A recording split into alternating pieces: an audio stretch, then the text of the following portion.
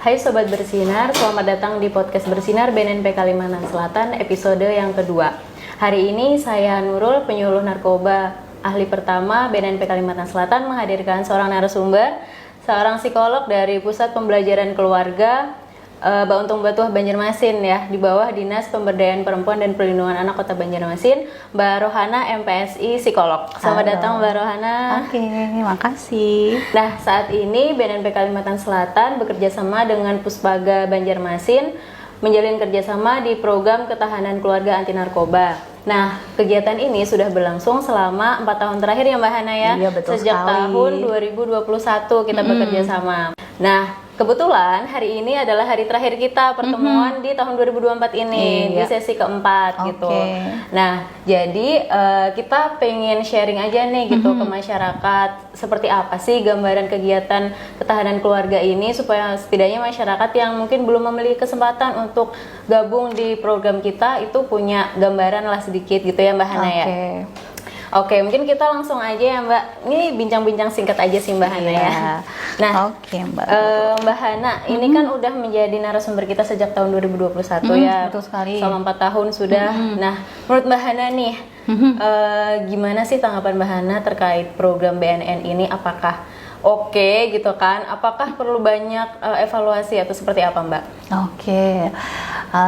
Halo Sobat Bersinar. Halo.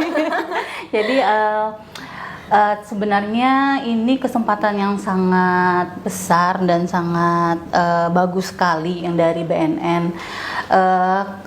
Kegiatan ini tuh kegiatan yang sangat berbobot gitu Kak ya. Jadi dirasa pengaruhnya, dirasa manfaatnya itu tuh banyak sekali. Nah, salah satunya adalah untuk edukasi ke masyarakat terkait penyalahgunaan narkoba di kalangan masyarakat seperti itu. Nah, selama 4 tahun terakhir ini, wah kita tumbuh bersama ya. Kalau dilihat yang dari kita belum ngerti apa-apa sampai tahun yang keempat ini tuh udah wow banget ya teman-teman BNN melaksanakan program Ketaga ini. Nah, terus dilihat dari segi positifnya itu salah satunya adalah menghimbau dan mengabarkan atau mengedukasi masyarakat terkait pentingnya kesadaran masyarakat bahwa penyalahgunaan narkoba ini itu harus diberantas bersama-sama. Seperti itu. Mulai dari keluarga ya Mbak Hana. Betul ya. sekali. Itu karena organisasi terkecil itu kita dari masyarakat, dari keluarga. Betul sekali. Gitu. Jadi harus diperkuat di keluarganya dulu. Betul sekali. Gitu. Nah, kalau boleh tahu nih Mbak, apa aja sih materi yang diberikan untuk peserta sehingga peserta itu nantinya punya daya tangkal gitu Mbak? Apa aja? Sekilas aja Mbak. Sekilas aja ya, nggak perlu dijabarkan langsung.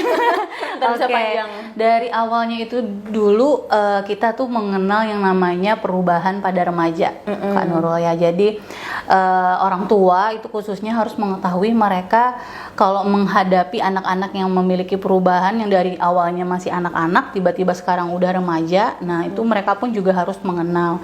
Itu yang pertama. Terus kita juga ngasih tahu nih ada nilai-nilai keluarga, nilai-nilai keluarga yang seperti apa sih yang bisa menangkal penyalahgunaan narkoba ini. Terus yang berikutnya mengenal sumber stres dan cara mengatasi stres. Kemudian ada juga merubah perilaku yang dari awalnya perilaku negatif menjadi perilaku yang positif.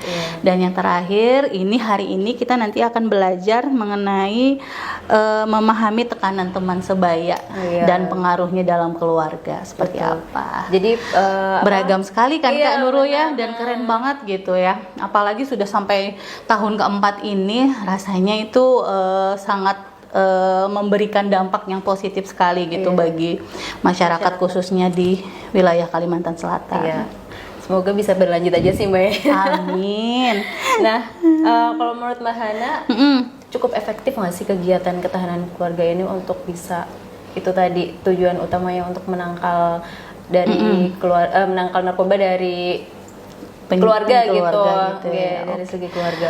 Iya, sudah sangat efektif sekali Mbak Nurul ya. Apalagi zaman sekarang orang tua itu kadang terlalu sibuk dengan rutinitas mereka. Jadi dengan adanya kegiatan ini tuh kita setidaknya ngerem keluarga bahwa ini loh masalah yang biasanya dihadapi anak-anak di luar sana gitu. Jadi mereka pun juga tahu caranya dalam menghadapi masalah itu seperti apa gitu. Gitu ya. Kalau dari sisi anaknya seperti apa, Mbak? Kalau dari sisi anaknya sebenarnya anak-anak itu sangat perlu untuk didengar. Kemudian mereka pun juga lebih tahu cara mengekspresikan sesuatu. Nah, seperti itu. Jadi gitu ya. itu juga sangat efektif. Jadi yang dulunya anak-anak nggak berani cerita dengan orang tua, sekarang udah berani nih karena ada kegiatan kita ini. Jadi sisi positifnya tuh ada dua sisi ya, dari pihak orang tua dan betul anak. sekali. Jadi nggak cuman dari orang tuanya aja yang bekerja keras yang gitu heboh kan, gitu heboh, kan, anaknya udah tahu ininya tapi caranya. dari anak itu juga diajarkan ya Mbak, gimana caranya untuk bisa saling memahami lah satu sama lain supaya bisa harmonis gitu ya kan Mbak ya. Betul sekali. Terus gini Mbak, boleh nggak sharing sedikit kepada orang masyarakat di luar sana yang mungkin belum memiliki kesempatan untuk ikut kegiatan kita. Nah, gimana sih caranya gitu? Cara simpelnya deh untuk meningkatkan daya tangkal terhadap penyalahgunaan narkoba di lingkungan keluarga. Oke, yang pasti yang pertama itu adalah mereka harus terbuka satu sama lain ya. Jadi itu salah satu pondasi yang paling utama biar biar keluarga itu bisa mengetahui nih masalah apa aja nih yang dihadapi anak-anaknya. Kemudian yang kedua adalah mereka juga mengetahui mencari kegiatan yang lebih positif gitu. Jadi jangan hanya misalkan sebentar-sebentar kumpul sama teman-teman tapi tidak melakukan sesuatu yang positif. Nah, seperti itu sih yang paling utama, dua hal itu dulu. Tapi kalau gitu. remaja itu kan memang identiknya ya dengan berkumpul bersama bersama teman gitu Mbak. Iya, Nah, itu untuk betul sekali. Orang tua gimana tuh cara ngatasinnya supaya mereka tuh jangan terlalu banyak bergaul di luar gitu sama teman. Padahal sebenarnya remaja kan emang waktunya gitu Mbak. Iya, itu sebenarnya harus dibatasi juga sih Mbak Nurul ya. Jadi mereka memang harus ada waktunya mereka berteman, harus ada waktunya juga mereka harus stay di rumah. Nanti karena momennya yang waktu stay di rumah itu, disitulah nanti orang tuanya bisa masuk, bisa saling menghabiskan waktu bersama, menghabiskan waktu yang efektif, quality time. Jadi memang harus dibuat aturan gitu ya Mbak. Betul sekali. Didisiplinkan gitu, tapi harus persetujuan kedua belah pihak Iya, gitu. betul. Jangan satu pihak aja. Kalau satu pihak aja namanya otoriter ya Mbak, Iya, jadinya. betul sekali. Gitu. Jadi harus demokratis gitu ya Mbak. Nah, pertanyaan terakhir kita Mbak, apa harapan Mbak Hana tentang kegiatan ini ke depannya gitu? Oke. Yang pertama, semoga ini masih tetap berlanjut ya di tahun-tahun berikutnya, walaupun siapapun yang menjadi partner dari BNN gitu ya. Nah, terus semoga juga ke depannya ini bisa dilakukan nggak 1 tahun aja gitu, dalam setahun gitu. Jadi nggak 1 kali aja, mungkin 2 kali gitu ya kan. Jadi lebih mencakup dan lebih menyeluruh luas, gitu ke masyarakat yang lain, karena kan masyarakat sekarang sudah sangat beragam dan sangat banyak sekali itu. Kemudian intinya sih saya berharap keluarga hari ini yang di ruangan itu bisa belajar bersama-sama dan memiliki pengalaman belajar yang menyenangkan. Ya, asik. Pasti sangat menyenangkan soalnya narasumbernya keren gitu. Makasih Mbak. Oke. Mungkin ada closing statement nggak dari Mbak Hana? Oke, intinya jauhi narkoba ya, masa depan kalian ada di tangan kalian. Oke, siap. Oke, Sobat Bersinar, telah kita dengarkan tadi wawancara singkat saya dengan Mbak Hana gitu. Jadi untuk sekadar informasi tambahan aja, jadi program ketahanan keluarga ini adalah sebuah program yang dirancang oleh Deputi Pencegahan BNRI dengan sasaran keluarga sebanyak 10 keluarga yang dilaksanakan setiap tahun sekali dengan menyasar desa bersinar di wilayah BNNP Kalimantan Selatan. Nah, kebetulan untuk tahun 2024 ini desa bersinar sasaran BNNP Kalsel adalah wilayah Kelurahan Alalak Tengah, dan Kelurahan Kelayan Luar.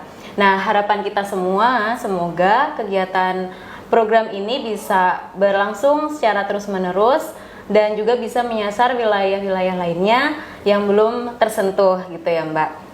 Oke, mungkin cukup sekian episode kali ini. Baik, sampai jumpa lagi di episode berikutnya di podcast Bersinar BNNP Kalimantan Selatan. Kalsel Bersinar, bersih tanpa narkoba.